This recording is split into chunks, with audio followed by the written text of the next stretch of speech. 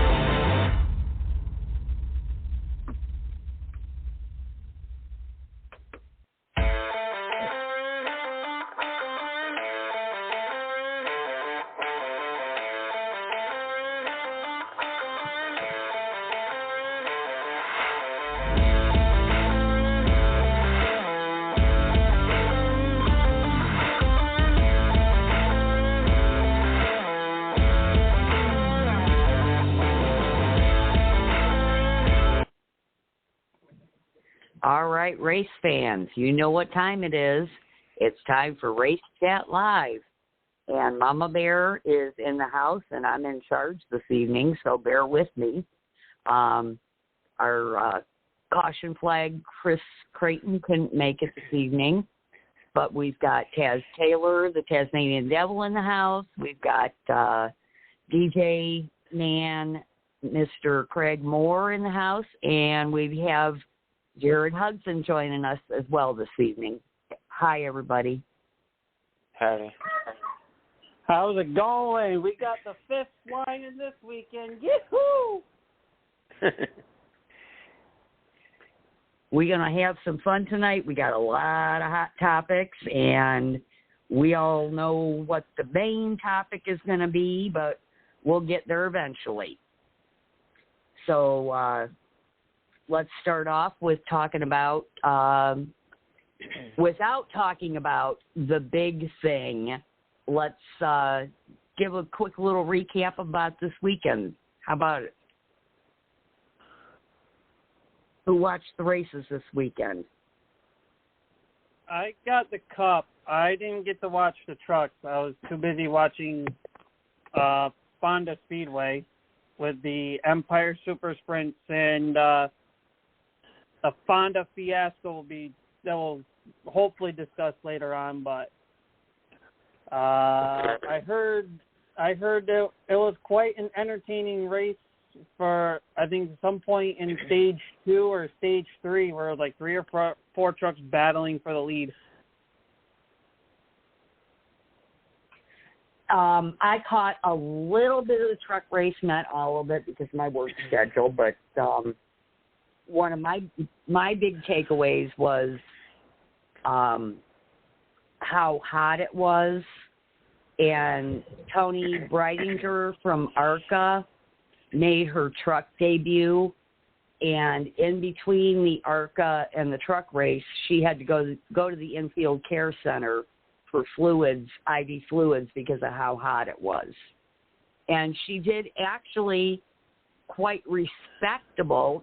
She had she finished in 15th place. So good on her. I've been watching this girl for a while, and she's holding her own. I hate I missed it because my favorite Grand Am finger won the race. I just hope that Breidinger doesn't get over her head like Deegan is.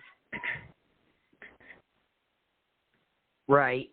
Well, and you know, that's a conversation we've had many times about, you know, how quickly these drivers are pushed up through the ranks when they could, you know, use another year or two in the previous series. And, you know, I've followed ARCA very closely for a lot of years, and I've seen it happen. And, you know, yes, it has happened to the female drivers, but, you know, it's not only that. I don't think that it's a female thing, because there have been plenty of other ARCA drivers that have been pushed up too soon, guys that ended up being big nothing burgers as well. So I'm a big proponent of letting them develop where they are before you move them up. Yeah, there's at least a lot of drivers that have moved up too quickly, regardless. It doesn't have to be ARCA into trucks. It's be any series, really. I mean, I feel like John Hunter Nemechek was rushed to Cup quickly. Right. And then I think he realized that when he kind of stepped back and said, "Whoa, wait a minute. If I want to be successful in this career, then I need to look back at how can I set myself up." And he did it the right way. He goes back to trucks for Kyle Busch Motorsports, and I think like 2 years, was it? Maybe 3. Mm-hmm. And then look where he is now. He's sitting at Joe Gibbs Racing, full time, one of the top contenders, probably championship favorite at this point. At least one of them, anyways. Right. And if he plays his cards right, he could set himself up for a top ride at either Joe Gibbs or 2311. I would be leaning more towards Joe Gibbs, but 2311 is still an option. Right. I'm going to put him at Legacy Motor Club until I see what they do over at Toyota next year. Right. Yeah, that's a loaded question right there. All right, so we know Grant Enfinger won. Any other highlights from the truck race? Do you have the standings or the finishing ranks there, Taz? Miss Lee. Yes. I do want to shout out, talking about the truck race. I do want to shout out to Tony Brendinger. I think that's how we say her last name. She has been on the 110 Nation Network a couple times. She debuted back with Venturini Motorsports. I believe she still runs with Venturini Motorsports and ARCA Series. We had her on, especially when I tried to look it up. I couldn't remember the electric vegan, I think she was vegan driver, and Natalie Decker. They were the first 3 females to be an all-female team out on the track. She did get her truck debut this weekend in the Victoria's Secret truck, finished 15th. So I did want to shout out and congratulate her for a great, strong finish, especially when Haley Deegan can only muster up a top 12, and that is supposed to be the poster child of the female drivers. And I just wanted to point out Tony had a great race. And the vegan driver, wasn't that one of Amber Balkan's themes at one point? No, it was her name started with an M. She was an older lady. I think she was our age or older. She did not look as old as she was. For the life of me, I cannot think of her name. It started with an M. We had her on a few times, but I could not. I'll have to go back and look that one up, Jason. That's funny. You're talking way back in the day. Yeah, that was Tony's debut. Natalie, I think that might have been her rookie season, partial season, and I think she ran. I want to say it was Natalie. I believe it was those three females. We had all three of them on. I remember the same night or the same week. We had all three of them on that week. Yep, I'll have to go digging back through the archives on that one. You've got me intrigued. So, yes, Miss Lee, I have the rundown of the truck race for you. Okay. Stage 1, Rowdy Bush with the Stage 1 win. Stage 2 winner was Ty Majeski. And when it was all said and done, Grant Enfinger with the win, Corey Heim second, Zane Smith third, Stuart Friesen and Ross Chastain the 5, Nick Sanchez, Kyle Busch, Jake Garcia, Taylor Gray, and Tyler Ingram the top 10. All right, there you go. Anybody else got anything on the truck race? Yeah, how many truck races is Rowdy running this year? I believe he only has one more. Oh, yeah, wow. he can only do 5, being he's a regular in a different series. All right. I wasn't sure how many he had left. Yeah, I think I recall them saying that he has one more left, and off the top of my head, I can't tell you where it's going to be. All right, well, without talking about the incident, let's talk about the Cup race.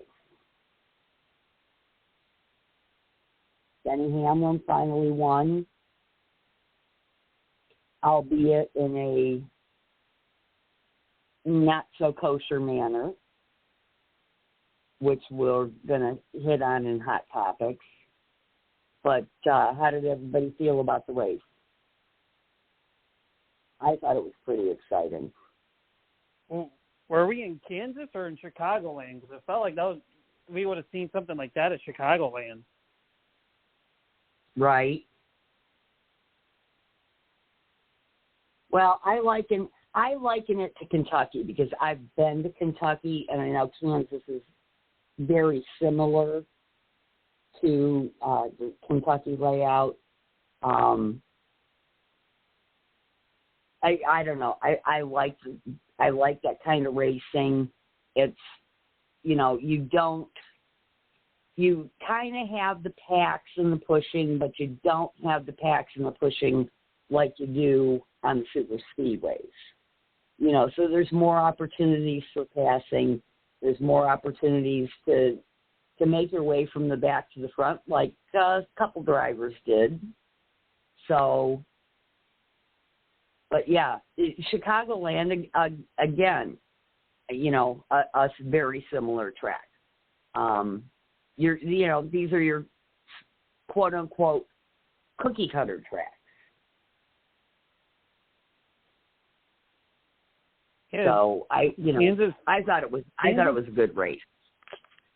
Yeah, Kansas has always been one of those normal mile and a half tracks where, yeah, it provides good racing, but not ones you would sit there and say, oh, this was one of the greatest races of the season.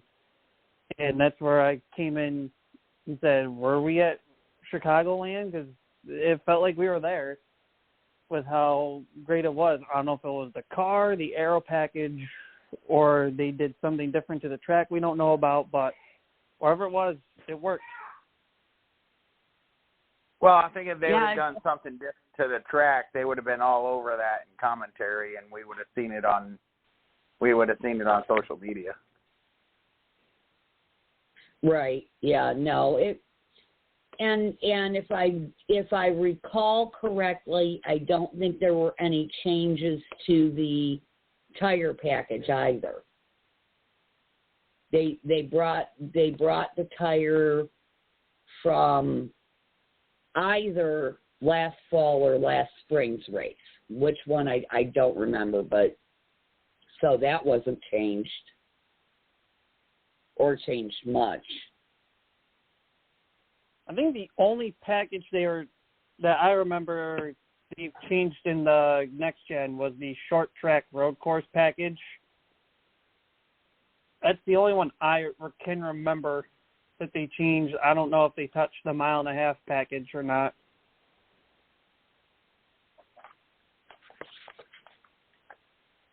All right, so what did we see in the race?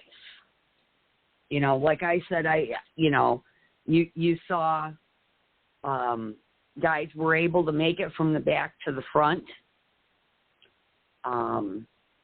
You know, there was a lot of good passing. What did you guys see?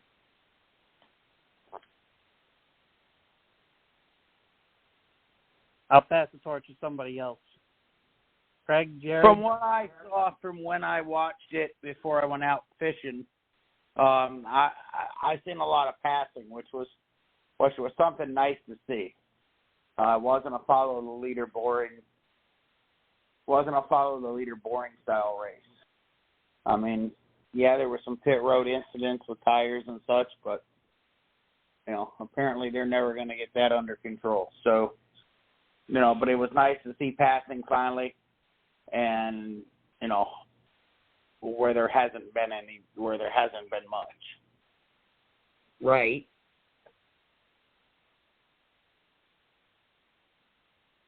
All right. So how about how loose these cars were getting? How they were able to take the wind or get each other loose with the side draft.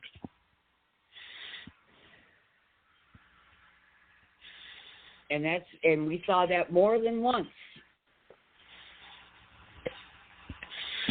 We saw a lot of cars get close enough to each other that they were pulling the causing each other to get loose, and it was crazy for me to see. It just seemed like the passing was great, and there was a lot. I think they said this was like the most lead changes or something. I don't know if ever or what the stat was, but it was definitely a lot of passing. But it just seems like everybody was kind of on pins and needles because at any given minute it seemed like the rear end just came out from behind those cars, and it was crazy to see. I agree.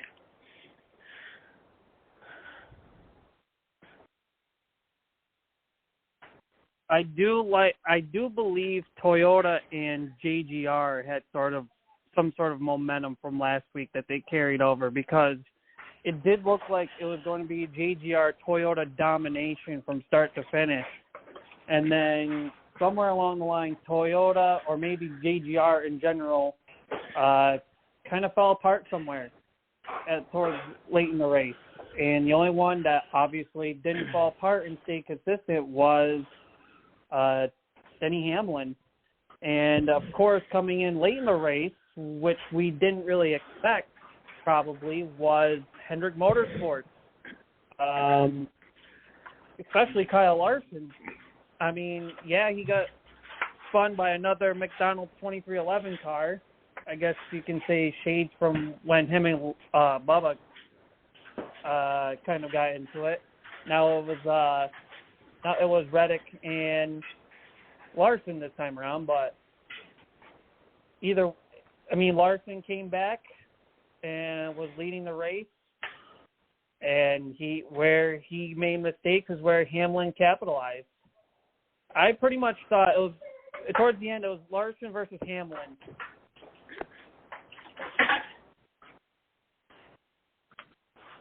Oh, it absolutely was Larson versus Hamlin, and it's, you know, like, where did they both come from?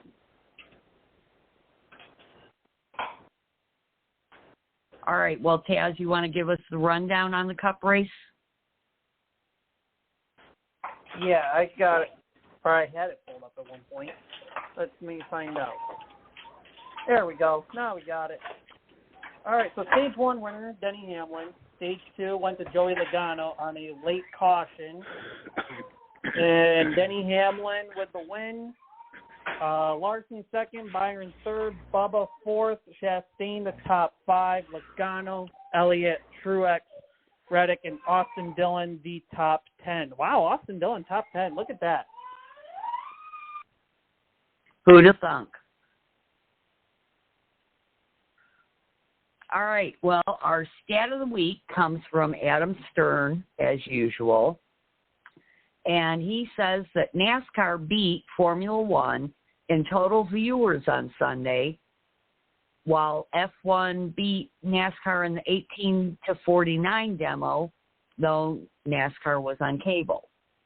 NASCAR on Fox Sports 1 had a 1.35 rating and 2.352 million viewers. And in that coveted 18 to 49 demo had 439,000 viewers. Formula One, which was on ABC, including the pre-race, where'd it go? There it is. Had a 0.9 rating and 1.646 million, with 625,000 in the coveted 18 to 49 demos. And I just wanted to add into that apparently some of the Formula One drivers were not pleased with the pre-race ceremonies at Miami, that they didn't quite get how it was done. So I don't remember who the musical guest was, but they had written a song called Formula that was performed with a symphony, of all things, and then LL Cool J had to announce each driver. And I guess some of the drivers were just like, what is this? I don't know. It was a NASCAR-type driver introduction, I guess, and they just didn't get it. So there's that. All right, so we're going to move on to our hot topics of the day. And our first hot topic is actions hypocritical. Do we think about how Denny Hamlin won the race?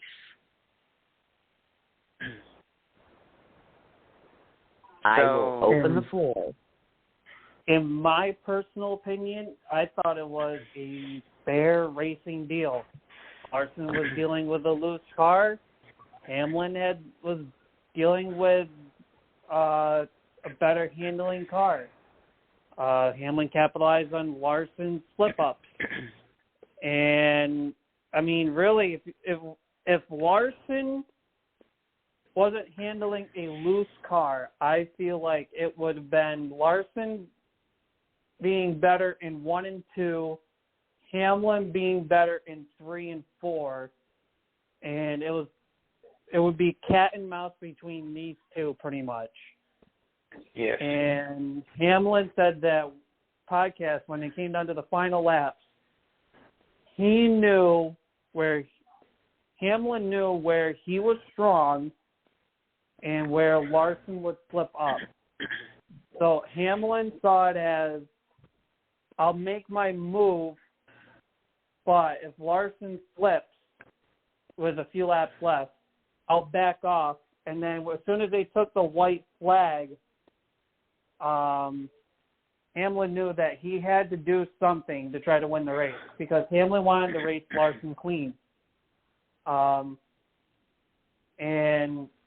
Hamlin said that once he had that run and Larson slipped up, he pretty much held his line, gave, is what Hamlin called a dragon breath to Larson's left rear, and that was pretty much it. He said that he didn't change anything with his line, didn't change anything with how he raced Larson. But I personally think it was a racing deal, and where I believe it was, I guess people can say is controversial or conflicting. I think it's because A, it's a Hendrick car, and B, it's Larson. It's a guy Hamlin moved. I didn't see Denny Hamlin doing no wrong on the deal because it was going hard for the race. I'm not a big Denny Hamlin fan. I can say he didn't wreck him on purpose. And you can see where Larson was loose and bounced off the wall and bounced into Denny. But the fans booing Denny after, oh my goodness, that was pretty bad. That shows you how much they think of him. And plus, they probably didn't see the perspective of it was a racing deal. They thought he did it on purpose when he really didn't, Yeah, I think that those of us who watched from home on television had that perspective that we could see that it was clearly a racing move and nothing more. I don't think it was on, anything. I'm not. It was on purpose, but it was taking advantage of the situation. It wasn't that he tried to wreck him or anything. Right, and with Larson being one of the most popular drivers, I can see why, everybody was mad because they really wanted Larson to win. They said, "Oh, it's Denny, crybaby Hamlin, going for the win again," but. Well, and you have to keep in mind too that is one of Denny's stronger tracks. So, go figure. Yeah, because this is now 4th win, I think, at Kansas. I believe you're correct. I do agree with everybody. I was also surprised with all the boos. I really thought with this new whole bracket thing, which I'm still not, I keep seeing y'all talk about it, and the whole talking about what he did on his podcast, which people liked hearing what he said on the Dirty Mo, his show on the Dirty Mo Network. I really thought that Hamlin's popularity had kind of changed for the better. I am not a Hamlin fan. You don't know how hard it was for me to root on Hamlin because I picked him in the pool as much as I don't like Hamlin. I agree with you guys. I what I saw, and I've seen different groups and different chats and different comments, and the people upset and he can't complain no more and he can't this and blah blah blah. And I'm like, did y'all not see the same race that I sat there and watched? Like Larson got loose, kind of bounced off the wall, came back down. Hamlin happened to be there. Hamlin was going for his move, his last lap. On the other side, how about that save? How about Larson basically being face first into that wall and managed to get second place? I will give all the credit in the world to Larson and his driving capabilities, as that was amazing to still finish second. Absolutely. The way that car looked. But I agree with everything y'all have said. I am, as much as I do not like Hamlin, and I hated to cheer him on this weekend, he got me first place points, and I saw no fault in what he did on that pass. I mean, Larson's TUF tough. That Chevrolet power, he bounced off the wall like it was nothing to it and kept going. That's all that dirt track racing experience. Amen. All right. You could put Larson in a go-kart, he'd win. Absolutely. All right, well, let's move on to the big topic, the Watermelon Brawl, and who gained fans from it. So we all know what happened on track. We all know what happened after the race. So let's go. Let's talk about it. Dale Jr. said, NASCAR won today. My friends and I are still talking about it. Podcasts are literally writing themselves as we speak. So, if you want my personal opinion on the Ross Chastain fight, I think it was childish and stupid, and it gives a black eye to racing. I know a lot of people love talking about stuff like that, getting involved in fights, and I know people that tell me all the time about dirt track races. Well, I only go to the dirt track race to watch a wreck or watch a fight. That just sounds so stupid to me. I don't like seeing people beat each other up or whatever. But sometimes, I mean, you got to stand up for yourself. You got to fight back. And I think he just had enough of Ross Chastain and what he was doing, and stood up to the bully, I guess you'd say. And my take on this is that with how NASCAR has practically started out this year,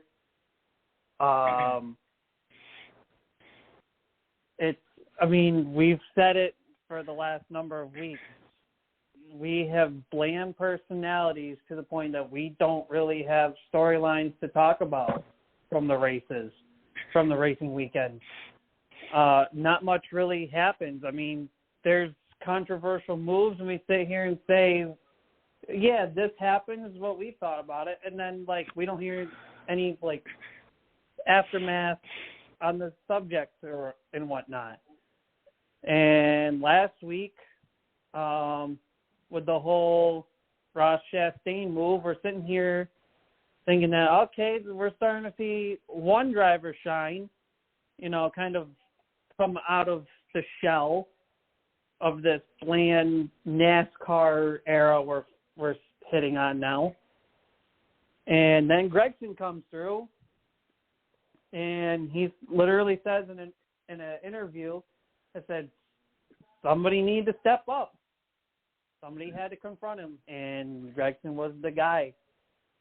And with Dale Jr. saying podcasts are writing themselves right now, with stuff like this, I mean, I see what Jared's saying, but at the same time, with how bland this season pretty much has been in terms of driver personality and some of the storylines, it was kind of like, how can podcasts, really have a podcast if you don't have much to really talk about? Look at us now. We have the last couple of weeks, we got some fists flying. We got some tempers flaring. It's stuff to talk about now. We got the drama. We are starting to see drivers come out of this bland show era we're getting now. If we can keep this up, we may see the newer generation of drivers come out, and we could see conversations like the whole Jeff Gordon deal versus Clint Boyer, Logano versus Kenseth, crap like that. I agree, and I was going to bring up the Clint Boyer and Jeff Gordon thing. One, and I can understand to a point about the whole childish thing, but you got to remember what the first race televised, there was a race or a wreck, and they fought right there, and that kind of opened the whole world of the whole world of NASCAR. The fans like, oh my God, there they are fighting right there. So this is kind of how it all begun when it came to at least the TV viewership of it.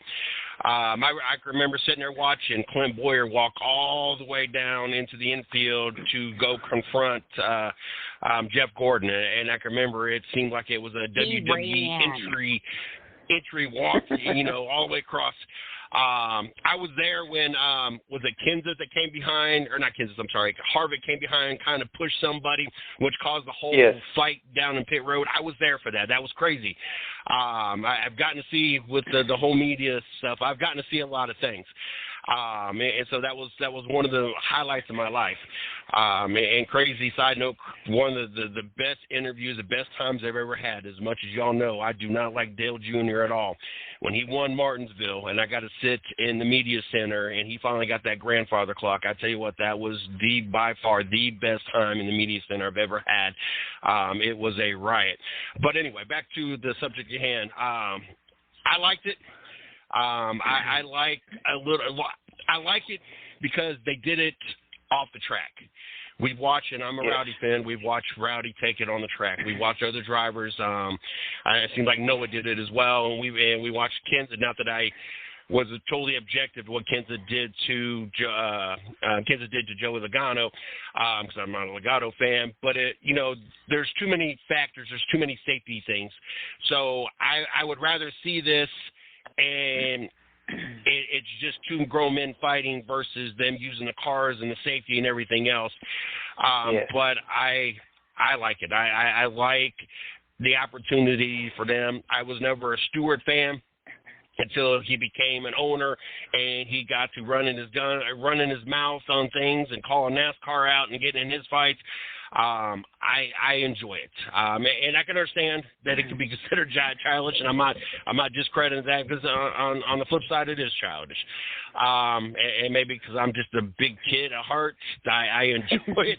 But yes, some of my greatest memories at the track, especially the media side of it, because I got to be down there. I've probably done 50, 60 races, counting all 3 series. I've gotten to see some awesome things, and that was, being part of that when the Harvick did that, and amongst other things I've gotten to see. But yeah, I definitely enjoy them, and like I said, the bigger factor is that the fact that they're doing it safely. A punch is much better than deliberately running somebody into a wall or causing possible death or injury. So if this is how we're going to settle the frustration, I will take that any day of the week. That is so true. I agree with that wholeheartedly, because it's better them do it off the track than do it on the track and tear things up, make things worse, get more expensive. And Noah Gregson's, he's already known for that stuff, especially from the Xfinity Series in previous years, getting involved in wrecks and fights. So it's nothing new for him. And mind you guys, the day before this race, Tony Stewart, or a couple days before the race, whatever, Tony Stewart was on Kenny Wallace's YouTube channel, The Kenny Conversation, and he said, and I quote, "It's sad in our sport how vanilla and wimpy all these drivers are. They literally won't confront each other at the track. They'll just sit there and wait till they get home and beat on each other on Twitter where nobody has to face anybody." He's got a point. We all sat here and thought of guys like Ross Chastain or these Kyle Bushes or that make these constant aggressive moves, and you sit here and think, is somebody going to confront them, or are we just going to have the same old story of, oh yeah, the aggressive move happened, but that was pretty much, about it. Nothing else happened. Gragson finally stepped up to the plate. He was the first one. And the funny part is, he's a rookie of the Cup Series this year. I mean, we've had veterans in the sport. Shoot, after the fight, Gragson was pulled away. Chase Elliott walked by. He goes, somebody had to do it. Right. Why couldn't somebody else do it before? Right. Exactly. And another thing that Tony brings up is that, he grew up in a different era. And back in the day, the drivers would go to each other's coaches or whatever and confront them. And he said, and again, I quote, "You handled it and you did it eye to eye. You did it face to face. You did it as men." There you go. And the other part, too, with Tony's story is that when he brings his own flair to SRX, look at last year. And he mentioned this in the Dale Jr. download when he was on as a guest for the podcast. I think it was last week or the week before. They talked about how Stewart's, responsibilities inside the series and some of the things he's done while the season is running and whatnot. And they mentioned him confronting Ernie Francis Jr. because they asked Stewart, which driver has impressed you the most in the 2 years the series has been running? And he said, Ernie Francis. He goes, I never knew the kid, really, until Ray Evernham brought his name up to me the first year. And I said, sure, cool, get him. And when Stewart said Ernie really impressed him and saw his driving style the first year, he was really impressed, and he knew the kid was going places. And then when that South Boston race came in, and I guess according to Tony Stewart, Ernie Francis was was driving like a clown, essentially. And Stewart, as we all referred to him at that time, Uncle Tony, went up to Ernie and, kind of grabbed his driver's suit and shoved him around. Stewart said, like, hey, I need to confront him because he's a lot better of a driver than that. Somebody had to confront him. Otherwise, nothing was going to change. And I feel like some of these drivers need to just learn of confronting each other about certain situations. I mean, fist fights is another deal, but these drivers just need to, stand their ground. And I'm not surprised that it was Noah Gragson, of all people. And I'm trying to figure out why. I'm trying to figure out why in the Cup Series it's been taking this long for somebody to confront somebody of a wrongdoing. I don't know if it's because we got too many bland vanilla drivers or what, but I'm glad we're starting to see some flavor. And you would expect that Ross would be the target of something like this just because of his aggressive driving. Kyle Petty had a video on NASCAR.com where he talked about how he compared this incident and Ross, how everyone hated Logano when he first came in. And, the confrontations that Joey got into. And if you look now, there are still people that really dislike Joey, but he's really matured and become a respectable driver.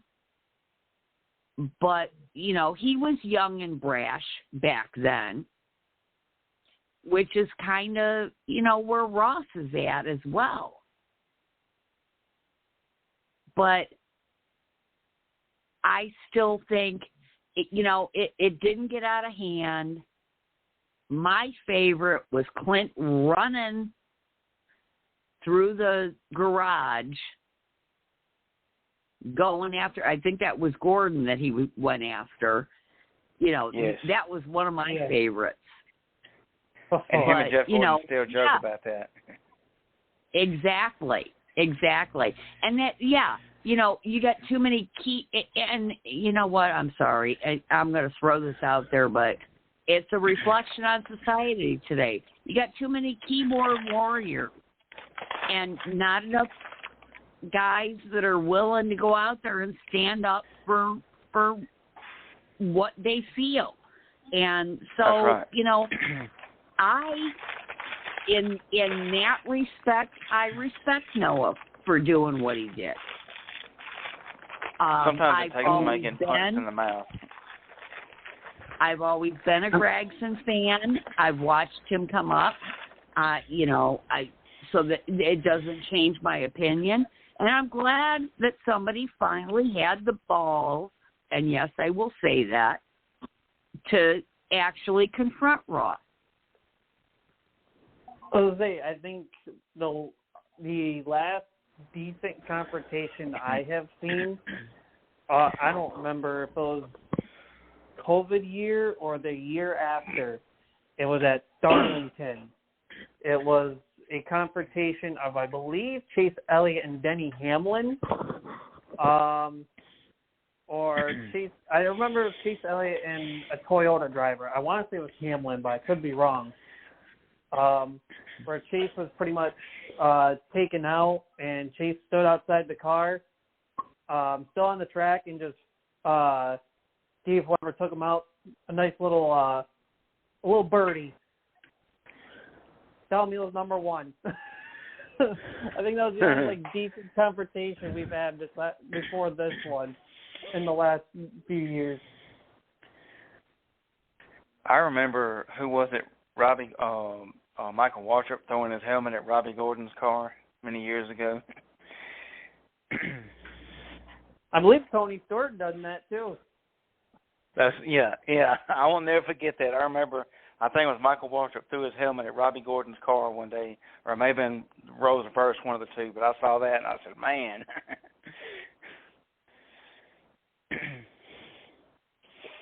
But this is the type of thing that Dale Jr. is literally posted out on Twitter that Miss Lee, read earlier. Things like this are helping podcasts write themselves. As I said it earlier, we've sat here and said these incidents happen, and then what's the aftermath?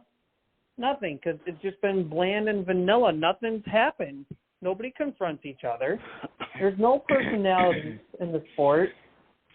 We get Ross Chastain to play like the aggressor, and we're all sitting here like, is somebody going to ever confront this guy, or are we just going to just let him go and just complain about it in interviews and go on social media and say something?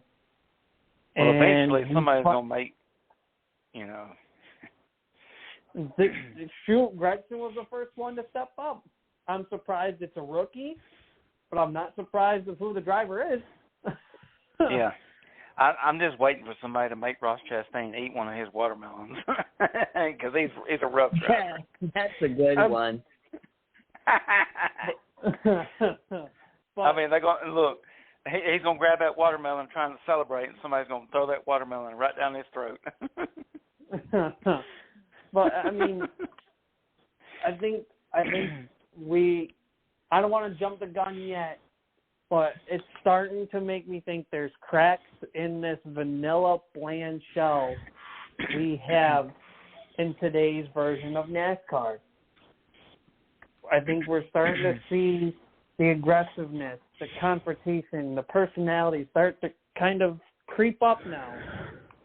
And if we can get that a little bit more, I think I have good hopes for this younger,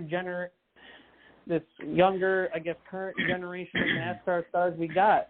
Because once Kevin Harvick, Denny Hamlin, and Kyle Busch are done driving, who do we have for personality-wise? Exactly. And who's going to continue to be keyboard warriors, and who's going to man up and do what needs to be done? We all thought it might be Denny Hamlin, but he obviously, decided to let it go. And maybe rightfully so, because, most of it happened last year. We did see some more this year, but, maybe he was giving Ross the benefit of the doubt. Or maybe, he's looking out for his own reputation, whatever. But, if you listen to his podcast, he doesn't care. But it was an interesting situation. And, do I want to see more fights? No, not necessarily. But do I want to see more personality from the drivers? Heck yeah. And then you have to look at it from a sponsor standpoint, too. How do they feel about this kind of stuff? Well, you know what? And I'm going to refer back to Dale Jr.'s quote that NASCAR won because the punch generated excitement for NASCAR. Whether it gained Noah fans or Ross fans, either way, NASCAR probably gained fans from it. The best thing I found hilarious of this whole situation is that Ross lays a punch on Gregson, and then later on goes to interview and says, "We have a no-push policy at Trackhouse Racing." Oh, dude. I saw that, and I said, He said the big boss said we have a no push policy. You throw a punch and then you say we have a no push policy. Dude, you should have thought about your no push policy before you laid the punch out. Oh my God, that was great. I was like, wow. When he said that, I was like, what in the world, you idiot. Oh no, I think you guys are totally misinterpreting that. When he said we have a no push policy at Trackhouse, it was like, you don't push me or I'm going to turn around and punch you. That's the way I took it. I took it as they have a no push policy where they don't want them shoving and getting involved and stuff like that, because then NASCAR's going to fine them. That'll be docked points. That's the way I took it. Yeah, right. I took it as that. I took it as when it comes to confrontation, kind of like use your words but don't get physical about it. And that's where I found it hilarious. He lays a punch and goes, "Oh, we have no push policy." What? Well, and I guess in his defense, he wasn't pushing; he was punching. There you go. That's funny. All right. Well, I think we've beaten this dead horse. Kaz, I want you to take the lead in this and talk about the Fonda fiasco. Oh, my Lord. So, this past Saturday, actually, I should say this. So, Fonda Speedway has had 2 weeks of racing so far this year. 3, but Mother Nature had other plans last weekend, or not last weekend, I should say, as in like this past Saturday, but the weekend before. So, in the 4-cylinder division, and I can't believe we're talking about the 4-cylinder division, the cheapest class possible. As Craig used to say, these guys used to run for a trophy. Now they're racing for $75 to win each week. But anyways, so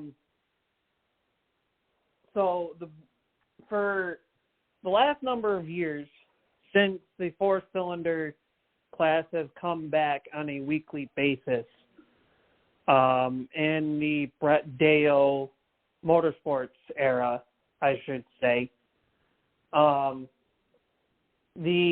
basically it has been it was a Ken Hollenbeck show, and then his brother came in to race on a regular basis, so it basically became the Hollenbeck show.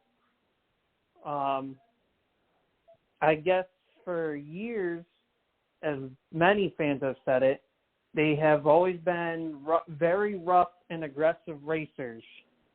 And as far as I am aware of, and I could be wrong, Brandon Ely, who is also a 4-cylinder racer, I believe he's going to be running Fonda full season this year. He's been there for both of the races for Fonda. And the first week, him and the Hollenbecks had a couple run-ins. If you have not seen the top 5 moments on Flow Racing a couple weeks ago on Flow or on Flow Racing's YouTube channel, the number 2 moment was where Ken Hollenbeck got into Brandon Ely in the closing laps of the feature on opening night 2 weeks ago. And Ken Hollenbeck basically had to retire, pull his car into the pit lane, and Brandon Ely was essentially driving on 3 wheels because his left rear tire was holding on by not much at all. So he was basically driving a 3-wheel car. And then on the last lap, Kerry Hollenbeck bumped Brandon Ely's rear bumper and basically moved him out of the way to get the win on the final lap, in the final corner, I should say. Well, this past Saturday, Kerry Hollenbeck took out Brandon Ely in turns 1 and 2 on a restart, and Kerry Hollenbeck's car went into the clay hill off of turn 2. Brandon Ely followed suit, and Brandon Ely didn't get all of his money's worth because he climbed out of the car, and just like Gregson and Chastain, they threw some hands. And I think it was fight weekend this for racing.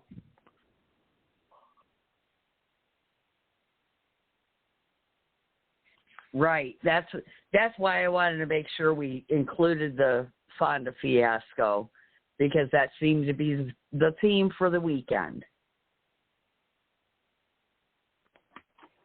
Yeah, and let me tell you the attention that not only the class itself, also the track and the drivers involved have had. If y'all have not seen the Race Chat Live page, I caught the clip of the incident plus the aftermath on the Race Chat Live page. It has blown up, essentially. I think it's the most viewed video we have on our Facebook page. It's over 5,000 views, and there's like 50 to 60 shares on this. Comments are still flying. It's taken off. I wouldn't be surprised if this moment ended up being another top 5 flow racing moment this week. And we have to mention that Fonda is Kaz's home track or one of your home tracks? Essentially, it is my home track, the closest one to me. There's a couple other tracks I also pay attention to. There's Glen Ridge Motorsports Park that's a little bit further down the road from Fonda. There's Utica Rome Speedway that is probably about 45 minutes, maybe at most an hour away. That is also under Brett Deo's promotion deal. But speaking of Fonda, and since we like talking about NASCAR, NASCAR Advanced Auto Parts Weekly Series is now under Fonda and Utica Rome Speedways are now under the NASCAR Advanced Auto Parts Weekly Series sanction for 2023. And NASCAR plus Advanced Auto Parts have this yearly tradition of they take a handful of these weekly home tracks and put them up for a $50,000 grant. I think they take like 15, 20 tracks that they have, and they let people vote for like a month and a half, something like that. And then they narrow it down to the top 5. And I think after the top 5, they get the winner. Right now, Fonda Speedway announced this morning that they're in the top 5 voting showdown to get this $50,000 grant. So, for those who would like to vote, that are in the Northeast area that would like to get Fonda Speedway that $50,000 grant, you can go to advancemytrack.com. You can vote 3 times per day. So I voted earlier today. I did my 3 votes for the day, and of course I have to wait, I think like 24 hours or something like that to get another 3 votes in. But I don't remember when the cutoff date is for the top 5, but I know Fonda, there's one in Canada that's in the running. I believe there's one track in Alaska that's in the running, and there's 2 other ones that are in the running for a $50,000 grant to help improve the facilities at the track. Got to support the local tracks, guys. a nice way to work that in there, Taz. That was cool. Yeah. All right. So without local tracks, we got nothing. Absolutely. And of All course, right, without so these Taz, local, of course, without these Go local ahead. tracks, we wouldn't have some of the big stars that we have, and it doesn't even have to be NASCAR related either. We wouldn't have some big series to name a few, like the World of Outlaws. Empire Scott Super Blomqvist, Sprint, you know. Empire Super Sprint that's big in the northeast region in Canada. You wouldn't have Southern Track Super Series. Yeah, the Short Track Super Series. You wouldn't have the Super Dirt Car Series that's big for the big block modifieds. You wouldn't have some of these, Whelen modified or late model drivers. I mean, shoot, Josh Berry became a name of himself just by running late models. Bubba Pollard, same deal. Yep. I mean, Bubba Pollard's not through the NASCAR rankings now, but he's still a big name.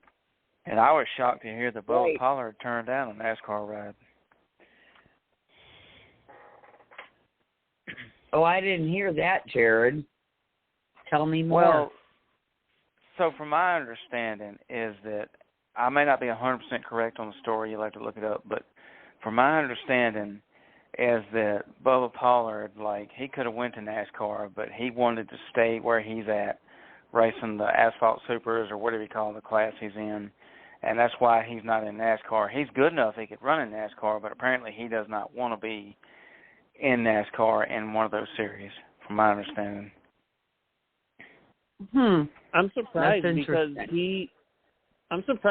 he ran with SRX and earned the opportunity to do that.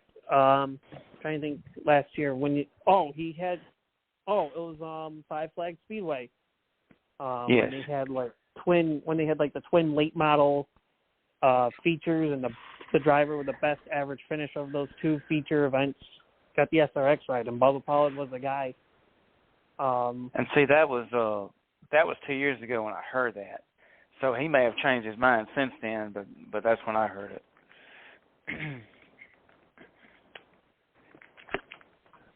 All right. Well, Taz, you touched on this earlier. Larson versus 2311. Can you expand on that a little bit? So if we all remember, which I'm sure we do, but for those listening that may not, last year, I don't remember which track it was. I know it definitely wasn't Kansas, but I know it was a cookie cutter track. Bubba and Larson had their confrontation that ended up getting Bubba suspended for at least one race. They basically ruined Kyle Larson's day. And then with Reddick and Larson getting together at Kansas this past weekend, it literally almost looked like the same situation, except it looked like Reddick had better control of the car versus Bubba, and Larson had better control because Larson's day was clearly not done until the final lap. And it's starting to make me think, does 2311 have it out for Larson? That's what I was just going to ask.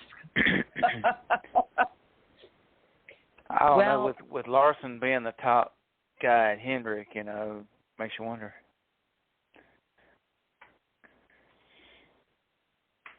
I don't know. Well, of course. We'll have to watch this one.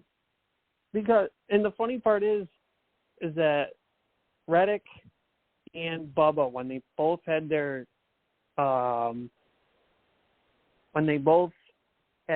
conflict and whatnot with Larson, check the sponsor. And if I remember right, Bubba had the same sponsor as Reddick this past weekend. It's McDonald's. starting to think Larson has a McDonald's curse.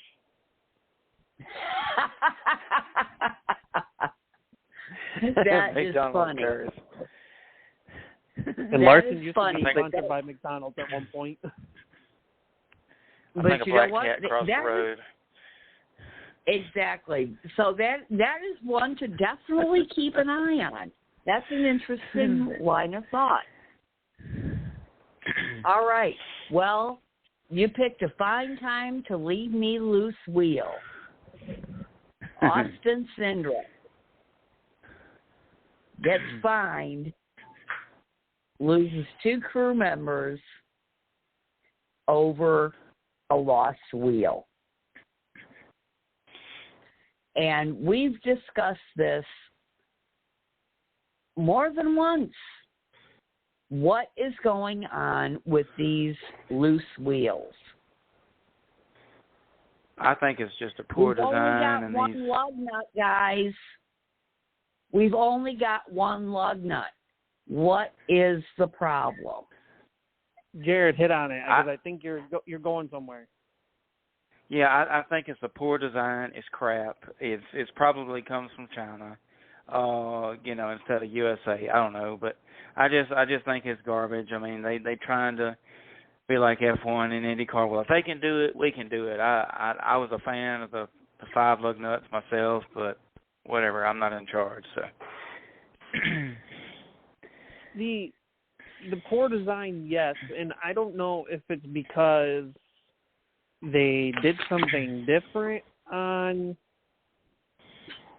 They did like a different design on these next gen cars, or these crews are just not quite getting it.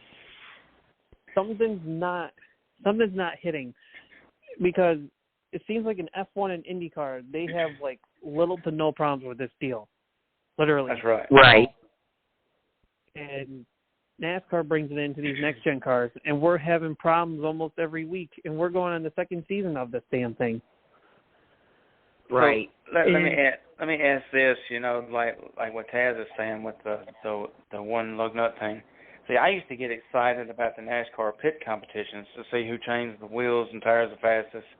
How does that work out with this one lug nut? I'm not crazy about that. Well, you got to have good concentration on this, because I do remember when Larry Mack did like a breakdown of this.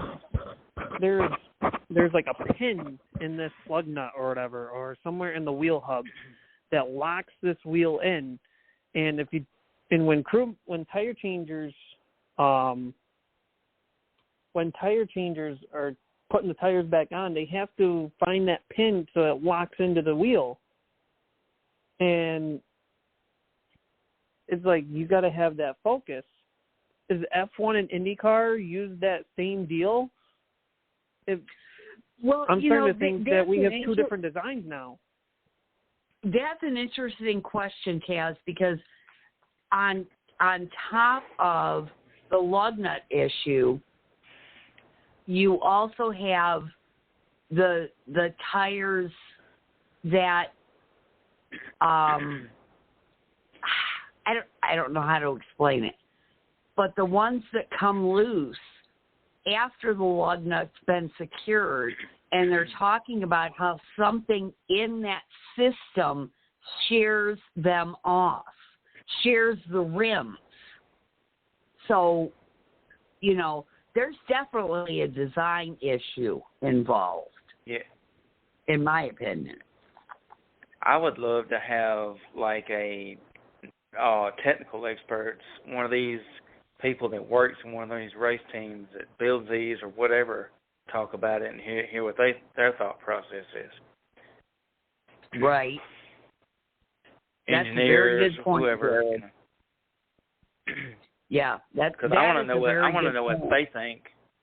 Because obviously it's crap because it don't work. It's like dollar store parts they're putting on expensive race cars. Right. Yeah. There's something, and again, this is an issue that comes up almost weekly. So obviously there's something wrong there. What what needs to be done to fix it. NASCAR And then what if a driver gets so- hurt because of this? Then what they're going to do? NASCAR Right. needs to stop being on the champagne taste on a beer budget. That's right. Right. That's right. Exactly. Oh, which leads us to a good tweet when Chris shared the menu from the Formula One race. Oh gosh, how about passed out? That was whew. Yeah, like each course was like a couple $100. I'm like, they're obviously not eating Martinsville hot dogs. Oh, it shows who they're catering to, the people that's got lots and lots of money. That's too funny. That's too funny. All right, so let's head on into our black flag, checker flag segment. Starting off with Josh Berry signing with KHI. Good thing, bad thing, thoughts? So I will start this off. I see this as a checker flag for Barry, and this could lead to a huge checkered flag for Ford and possibly SHR. And this is going to be a giant black flag and could be giant black flag for Chevy and Junior as a whole. I've mentioned on this podcast a few times that Josh Berry is Dale Jr.'s guy. And either one of two things was going to happen. Hendrick needs to boot a driver, which I think for injury purposes, he could be injury prone. Hendrick would have to let go of Alex Bowman. But if you let go of Alex Bowman, where does Ally stand in that deal? Because Ally was with Jimmy Johnson, and then after Johnson left NASCAR, Ally has been Bowman's right-hand man in terms of sponsorship. And it's carried over into Bowman's sprint car racing deal. So as much as I want to see Barry move up into Hendrick, which in my eyes would mean Bowman needs to go somewhere else, which would either be JGR or SHR, because those are top teams with top rides. They're going to be open within a year or two. Bowman would best fit with SHR because he would have the flexibility of running NASCAR plus, running sprint cars. Because he wouldn't get that luxury with Joe Gibbs. We know that with Chris Chevrolet would want to keep him. Right. But with Junior having Barry as his guy, if Hendrick doesn't open up, Junior might have to, pull the plug somewhere and say, I'm just going to have to open up a cup ride so I can have Josh Berry in there.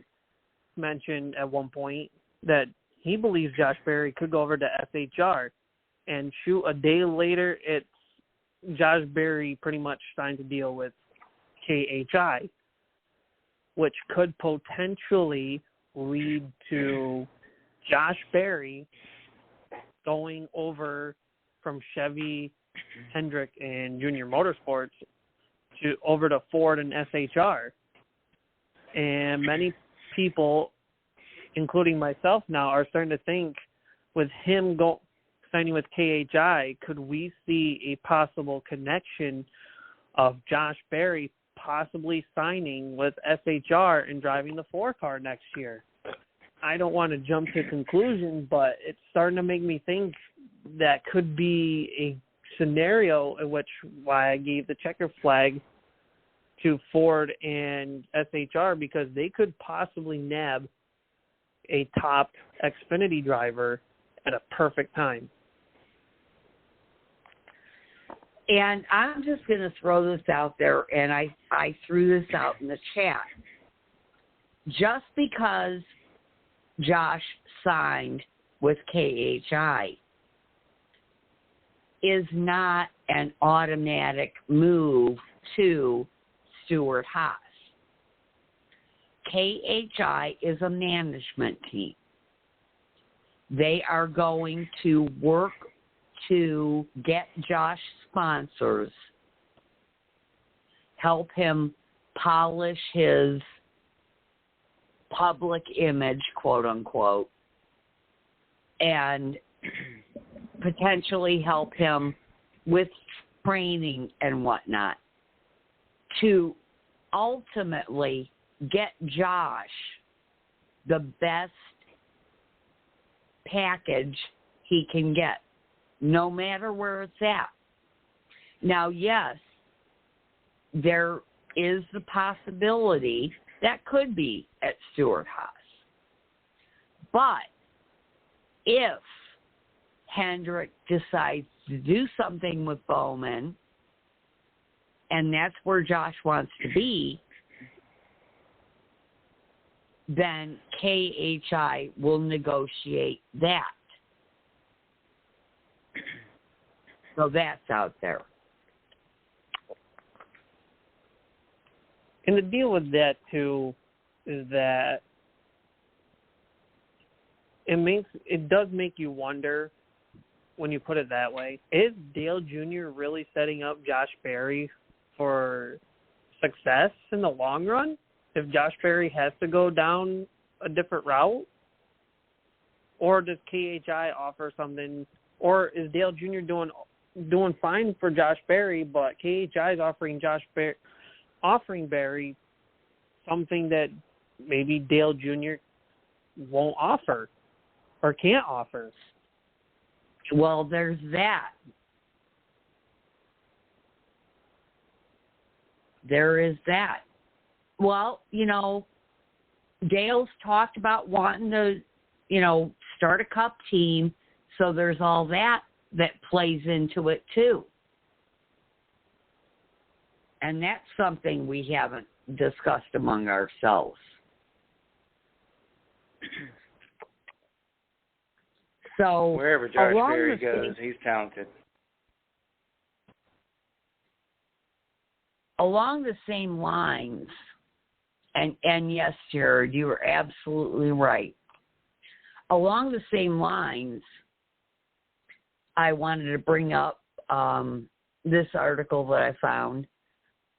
Motorsports Management International returns after 10-plus years hiatus. Spire Sports and Entertainment to transition driver representation unit with Ross Chastain joining as a founding member. So basically, what it boils down to, company used to or has had a similar setup as KHI, but hasn't really been active. So Spire Motorsports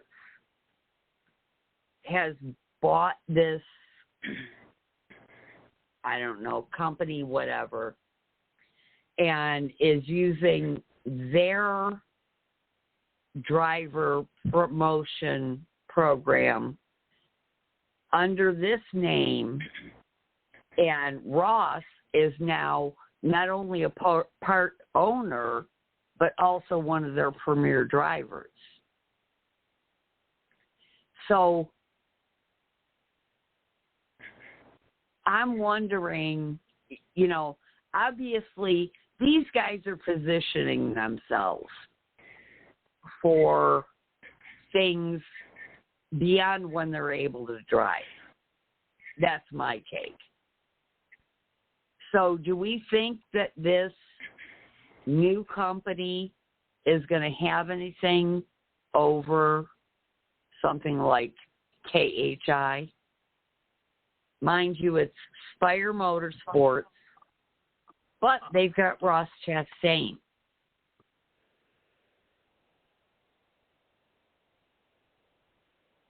Where You know, it's a management team.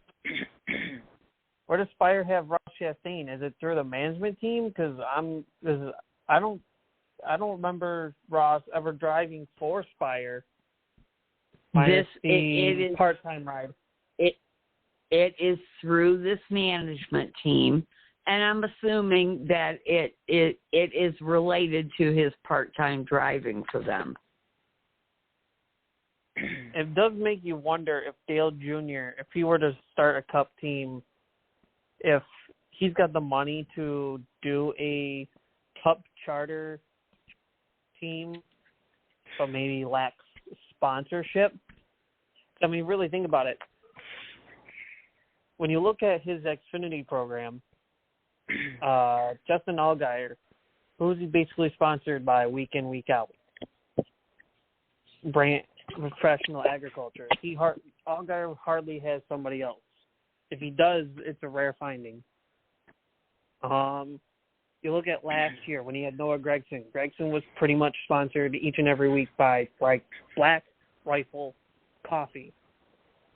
Josh Berry this year is basically Tire Pros and Bass Pro Shops and Black Tire or Black Rifle Coffee, you know.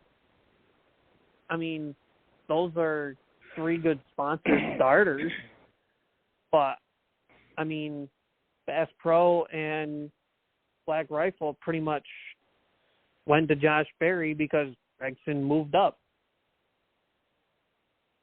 And Brandon Jones brought Menard sponsorship and whatever other sponsorship attachment he had from Gibbs over to Junior.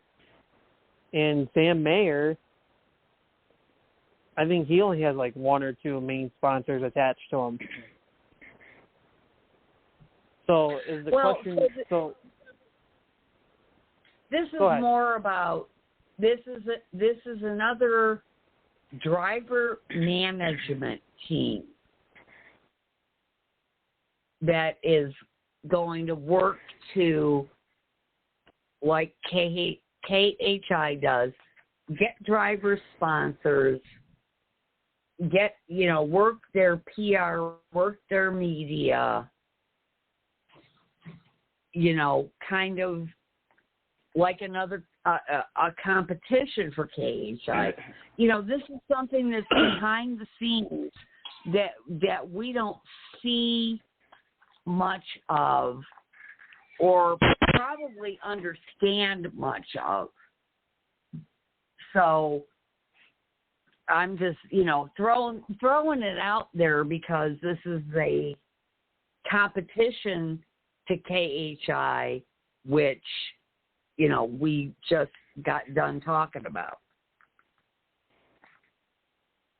Do drivers need more of these types of companies to help them get sponsorship, work on their PR, their social media?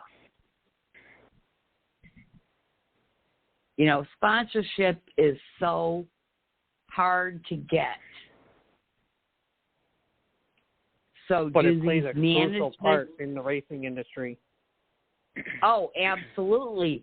But do these management companies help the drivers to get sponsorship, or do the grassroots appeals by the drivers themselves help more? We got to remember that NASCAR is a business. And I think that anything that helps drivers to reach out and find sponsors is a good thing.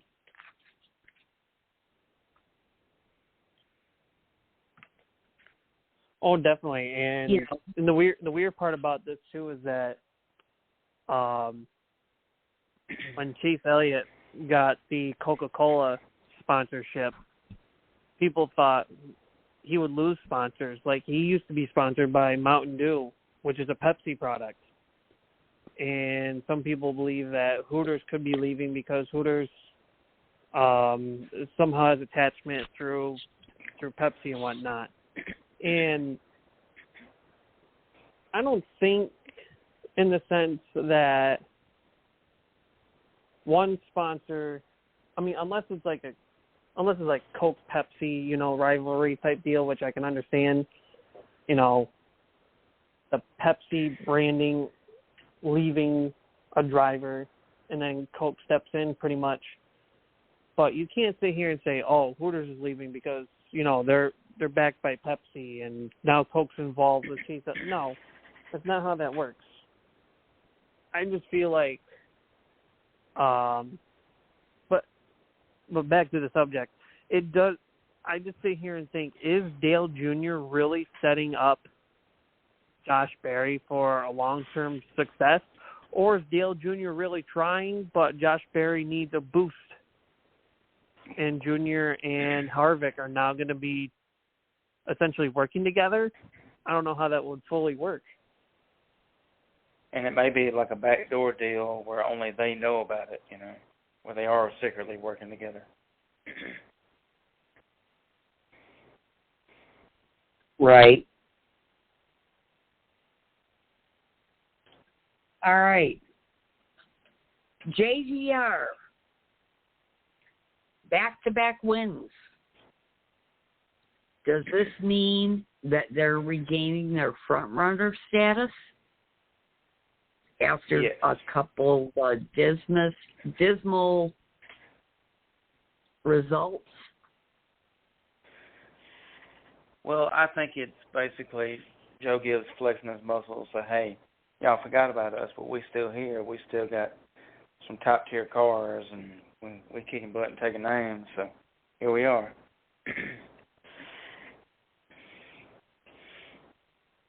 Oh, I would definitely say they're starting to become front-runner teams.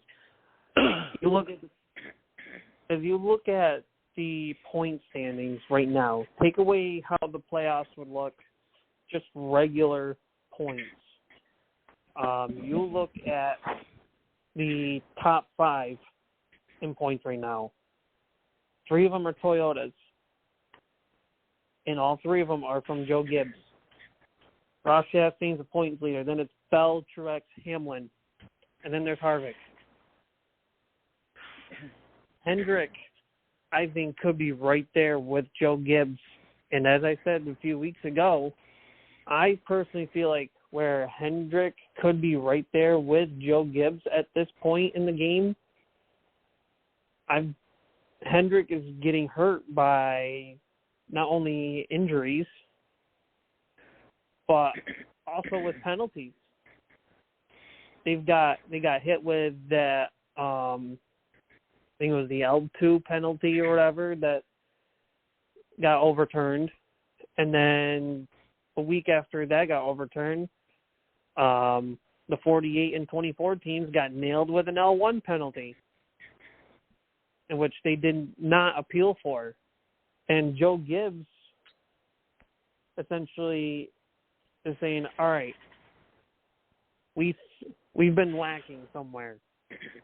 Now that Hendrick is getting hit with injuries and penalties, we got to capitalize. And I think they're capitalizing on the right moment, at the right time right now. And as mentioned before, yeah, we're seeing good results out of William Byron, but he's winning. His races that he keeps winning are within the first 5 or 6 races of the season. I personally feel like we're not seeing the William Byron in the last couple of weeks in terms of race-winning contention that we've seen in the first 5 or 6 weeks of the season.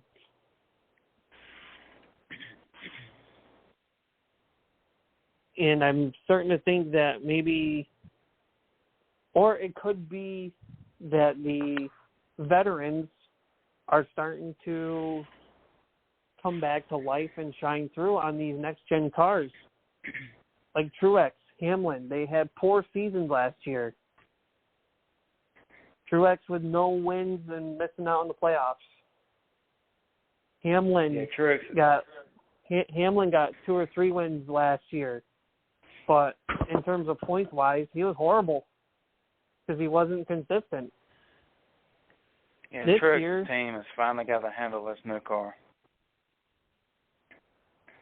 Well, you also have to look at the personal standpoint too. I believe whatever Truex was going through last year, not only in terms of the crew wise, but I'm starting to think on Truex's personal life, something was,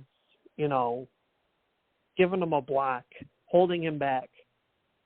Then he won the LA Coliseum. So it started to make you think, whatever he was going through personally holding him back from shining? And I think one thing was like his girlfriend Sherry Pollux left him, so that was one thing. And then, I'm glad he didn't retire because I'm a huge Truex fan. I'm not a Toyota fan, but I love Truex. And I think I'm so glad that he didn't retire. He come back and race, and he's won 2 races, and I know he's glad too.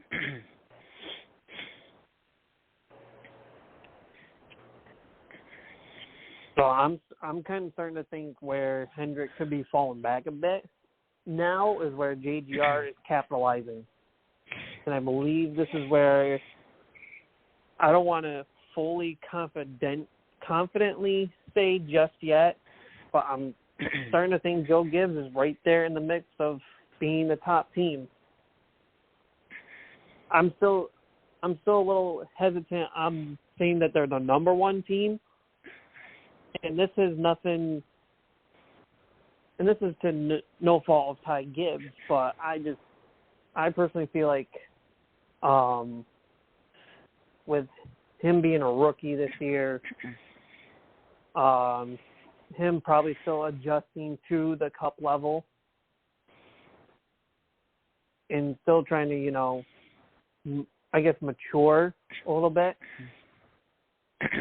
is kind of where Gibbs is, I guess being held back a little bit. I wouldn't say a whole lot, but just enough to kind of say they're not really the number 1 team. They're kind of there, but they're really not because there's a hole. And again, I'm not saying this is Ty Gibbs' fault, or Ty Gibbs is, slacking by any means. It's his rookie season, full time. Yeah, he got races in last season because of the Kurt Busch injury concussion deal. But, I mean, this is where Ty Gibbs is fully committed to the Cup Series.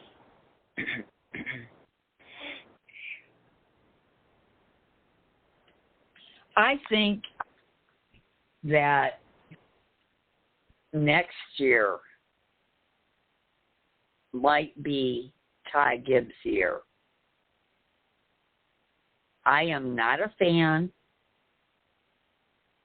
but I've watched him from ARCA on up, and I've seen him mature. And he's going to do okay this year. But I think next year is going to be the year to watch out for him.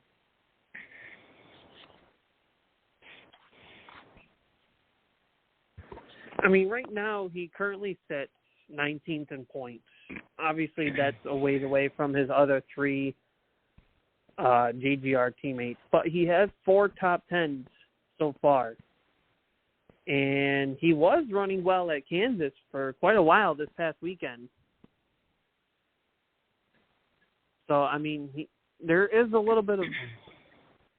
I do think once he gets this whole year under the belt, as you said, Miss Lee, he's going to shine somewhere.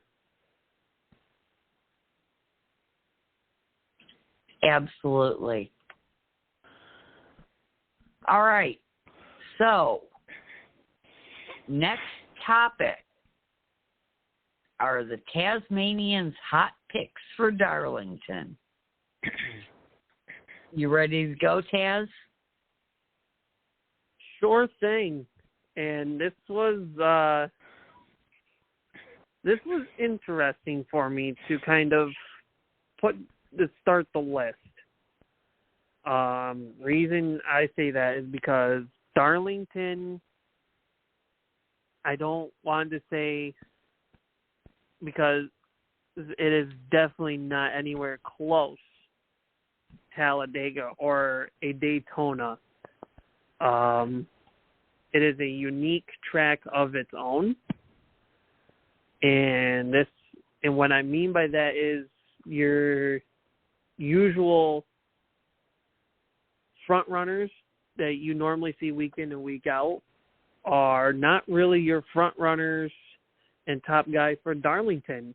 This is kind of I guess you can say this is where the underdogs or your long shots kind of shine through.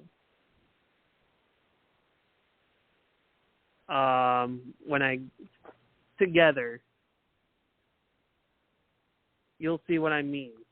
So to start things off, as of right now, for favorites, I started at Denny Hamlin, Eric Jones, and Kevin Harvick. Contenders, I have listed as Austin Dillon, Christopher Bell, and William Byron. Underdogs, these three are normally underdogs on a weekly basis for the most part, but have had some good showings at this track. Justin Haley, Daniel Suarez, and Eric Almirola. When I put the favorites together, I kind of looked at average finish versus numbers of wins. Hamlin is to no surprise. His average finish is a 7. Denny Hamlin is a 7.5 average finish. Only one of two drivers that have an average finish of. Actually, three drivers have an average finish inside the top 10. Hamlin is one, and he's close. Like I said, 7.5. He has 4 wins at this track. Out of 21 Darlington starts, 12 top 5s and 16 top 10s. He has led 792 of 7,325 laps he's completed. Eric Jones, on the other hand, is the other one of the 3 drivers that have an average finish inside the top 10. Jones' average finish is a 10.7 in 10 Darlington races. He has 2 wins, 5 top 5s, and 7 top 10s. So he's finishing in the top 10 70% of the time, and he's finishing in the top 5 50% of the time. That's a strong showing. And Kevin Harvick, on the other hand, while his average finish may be a 12.8, he has 3 wins, 13 top 5s, and 18 top 10s in 30 starts at Darlington. I threw Austin Dillon into the contenders list. He may have a better average finish. Kevin Harvick does with a 12.3, so not really far off. But what made me put him in the contenders list is that he has no wins, but he does have 2 top 5s and 5 top 10s. So he's right there. And this track looks like it could be a Austin Dillon type of track, believe it or not. Christopher Bell may have a 16.3 average finish, but being that we're seeing Christopher Bell shine in his success, not only last year but this year as well, you can't count out Christopher Bell, in my honest opinion. William Byron, the same deal. This is not one of his favorite tracks, but William Byron is a guy that has shown at times when we didn't expect it. I mean, shoot, I'm going to go back to Kansas. William Byron was not a top 10 driver for most of that race, and he finished 3rd. when it was all said and done. Underdogs, Justin Haley, Almirola, Suarez. I don't feel like I should explain those ones, really.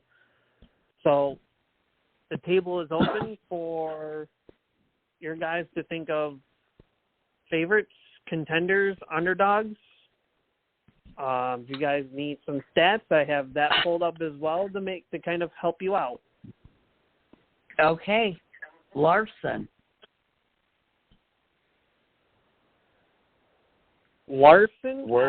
Favorite. Larson, I'm not going any lower than contender, but I can't argue him as a favorite. Reason why?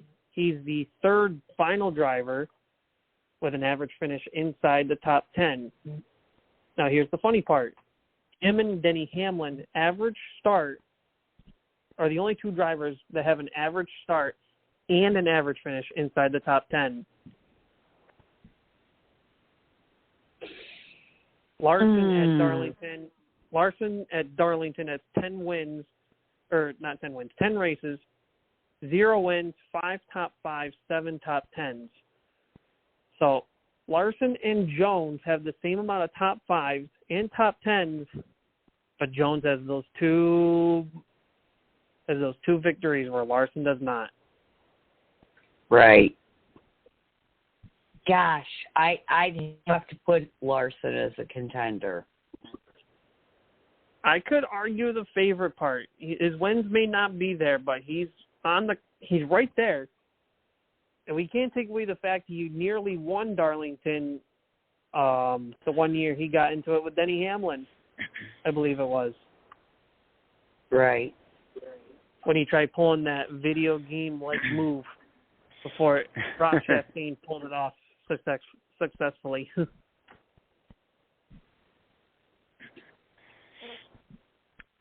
All right. Yeah, Larson, what about, you'd had to have as a favorite. Oh, Jared, the tiebreaker, coming in. All right. Because I ain't no big with, Larson fan, but you know. I'll go with Larson as a favorite. Because I mean, when you think about it, look, you could put Larson in a horse and buggy, and he's going to lap everybody. It's just that good. I may not be a huge fan of his, but he can win a race backwards blindfolded, and not think twice about it. And Tony Stewart has said of himself, Kyle Larson reminds Tony Stewart of when Stewart was in his prime at that age, when Stewart was around Larson's age, you put Stewart in a car, in any car, and he could put it up front and be contention for wins. That's right. Larson's doing the same thing. Larson's won in a sprint car. He's won in a midget. He's won in a modified, a late model, NASCAR Cup car, truck. And he's going to the Indianapolis 500 next season, right? Or is it this season? Next year, I believe. Next year. Okay, because I knew he was getting ready to do it, announced he was doing it. So, cool. All right. What about Brad Keselowski? He's been doing really good. He's been surprising me. Yeah, he sits 10th in points right now. I want to put him on contender. Some people could argue him as a favorite, but I feel like he's more of a contender than a favorite. In 18 Darlington races, he only had 1 win, 5 top 5s, and 9 top 10. So he's finishing half of his races in the top 10. Average finish of a 12.1. I'll probably be the odd man out, but I wish they would have kept Ryan Newman instead of replacing him with Brad. But I see why they put Brad in there because he's part owner of the team. But I'm just a big Newman fan.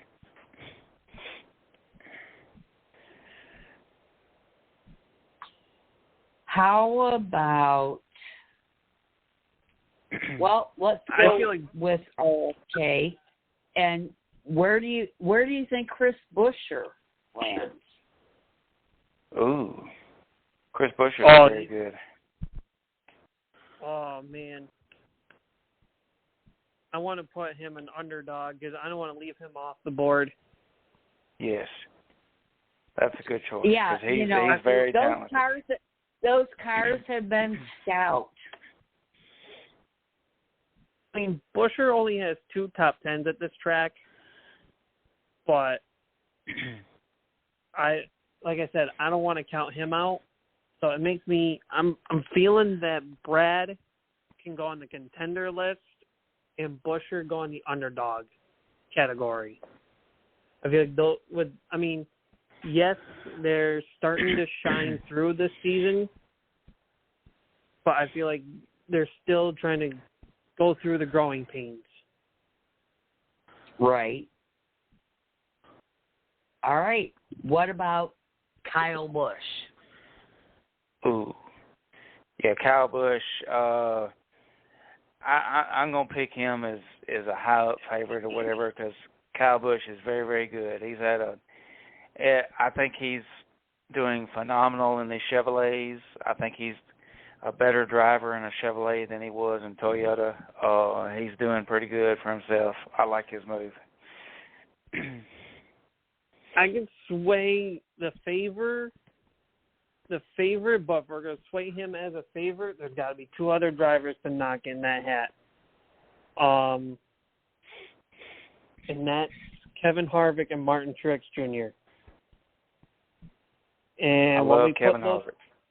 When we put those 3 together, Truex in 21 Darlington races, 2 wins, 4 top 5s, 10 top 10s, average finish 12.4. Harvick, 30 races, 3 wins, 13 top 5s, 18 top 10s, 12.8 average finish. Kyle Busch, 22 starts, 1 win, 6 top 5s, 13 top 10s, and 13.7 average finish. So if we're going to put Kyle Busch as a favorite, I have to throw in Truex and Harvick as favorites too. And especially the momentum Truex is riding, I can't argue it. I can't argue putting Truex outside of the favorite. Right. But doesn't that give us too many favorites? It would put us over the 6 mark if we put all 3 in the favorites category. So I would take. My personal opinion, I take Kyle Busch out, put Kevin Harvick because Kevin Harvick's my dude. So. And if my memory serves me right, I do believe the first race back from the COVID year was at Darlington, and Kevin Harvick was the class of the field. Yeah, he's been around a long time. As my oldest brother Maury says, Kevin Harvick, how does he put it? I want the old guys to win. And so Kevin Harvick's among the older guys, so I like him. And Kevin Harvick is top 5 in points, so he's got consistency showing for him, too, this year. It's not like last year where he was slacking and then won 2 races and then fell asleep. Exactly. And then plus he's got an awesome sponsor, which is Hunt Brothers Pizza, which, by the way, I love to eat.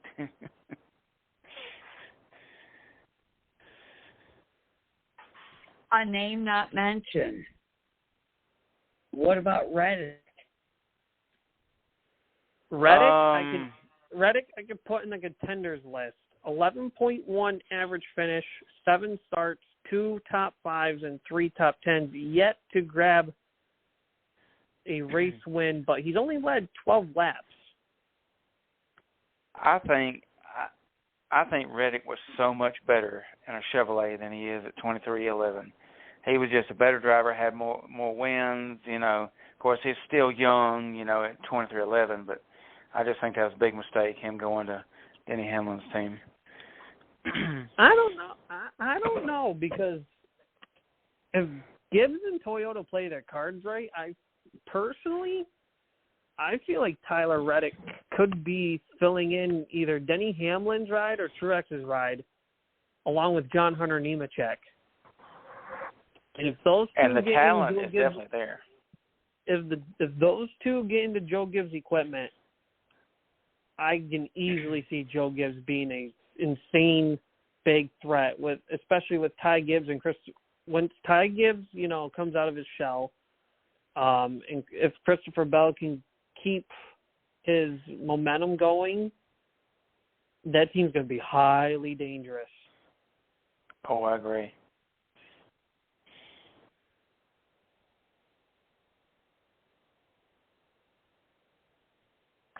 All right. Do we have any other drivers we didn't mention that should be mentioned?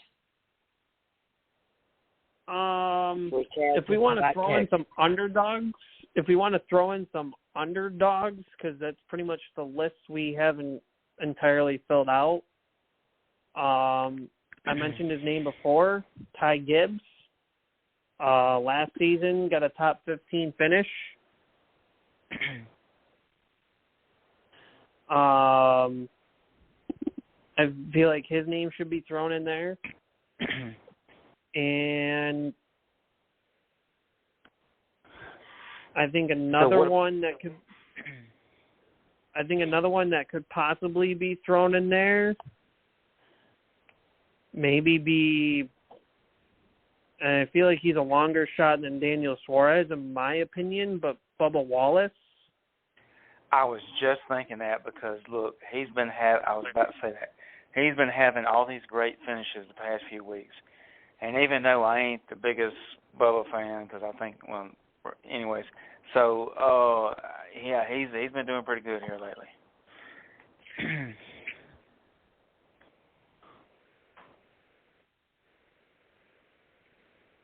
I mean, yeah, I can agree adding Bubba to underdogs. He has been. He has been racing well. I'll give him that. And I'm not a Bubba fan either. Or maybe Christopher Bell. We've got him as a contender, and he okay. And as I said earlier, with the momentum Christopher Bell rode from last year to this year, it's showing. And I would not be surprised if he ends up getting a win here at Darlington. Yes. The only thing, and like I said, Darlington has been known for guys that Darlington is either a veterans track or an underdog track. And it depends on how teams play it out. I mean, I'll go through the list again, through the favorites. Denny Hamlin, Kevin Harvick. Oh, we have Harvick on there twice. How in the world? Wow, we missed that part. Denny Hamlin, Kevin Harvick, Martin Truex Jr., all veteran drivers, essentially, right? With multiple wins. Then we have Eric Jones, who's a favorite at this track, and he's always either in the contenders or mostly underdogs week in, week out. That's not a name that's always talked about on the contenders list. I threw Austin Dillon in there. He's always an underdog, never really a favorite, never really a contender. Yes. We put guys like Kyle Busch and Tyler Reddick and William Byron, who are any other week for the most part this year, are favorites. They're sitting on contenders. Darlington is one of the most unique tracks on the NASCAR Cup schedule. I'm excited about the throwback schemes, especially the throwback announcers they're bringing. This is going to be awesome. Yeah, it should be a fun weekend. And that brings us to time to wrap things up. Taz, you want to take us out? Sure thing. We want to thank everyone for listening along to Race Chat Live tonight here on Blog Talk Radio. If you ever miss us live on Blog Talk Radio, you can catch us anywhere in your podcast, on any forms of podcasts, such as iHeartRadio, Spotify, Apple Podcasts, Spreaker, RSS Feed, Google Podcasts, Stitcher, GeoSavin, Podcast Addict, Deezer, Podchaser, YouTube, and, of course, Blog Talk Radio itself. Thank you to our sponsors that make the 110 Nation roll: Phoenix Fitness, Bear Bull Market Talk Group, Carolina Sports Plus, Yellow Caution Flag Productions, More to Music, Entertainment, and Karaoke, TNT Designs, and, of course, the fans is what makes us roll, too. We give you the content, and you guys just enjoy it and keep it coming, as we will try to keep bringing you some content week in, week out, even on a daily basis when we're not live. Also catch us on the 110 Nation website, which is the 110 Nation the 110 Nation Sports Radio Network.com. You'll also catch our past episodes, regardless if it's Race Chat Live or the 110 Nation Sports Radio Show that Jason and Mario have on Wednesday nights, plus some blogs that Jason posts in terms of our NASCAR pool or any of their opinionated type articles and stuff like that. Other than that, we want to thank you, everyone, for listening along. We'll see you at the same bat time, same bat place next Tuesday night.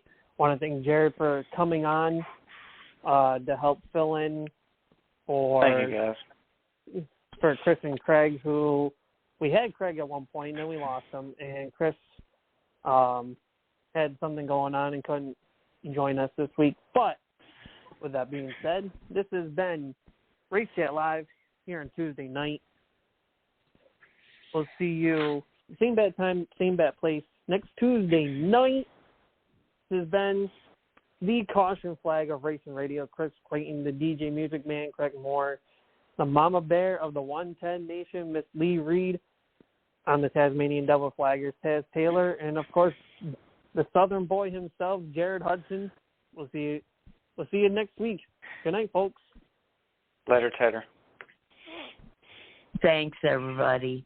Have a good night. Heavenly Father, we thank you tonight for all your blessings. You said in all things give thanks. So we want to thank you tonight for these mighty machines that you brought before us. Thank you for the Dodges and the Toyotas. Thank you for the Fords. And most of all, we thank you for Roush and Yates partnering to give us the power that we see before us tonight. Thank you for GM Performance Technology and the R07 engines. Thank you for Sunoco Racing Fuel and Goodyear tires that bring performance and power to the track.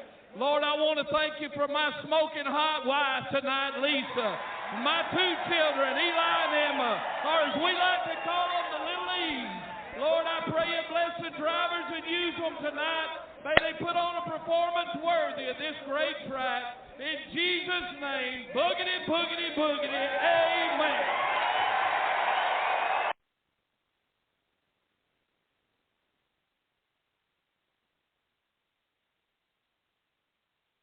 Are you ready?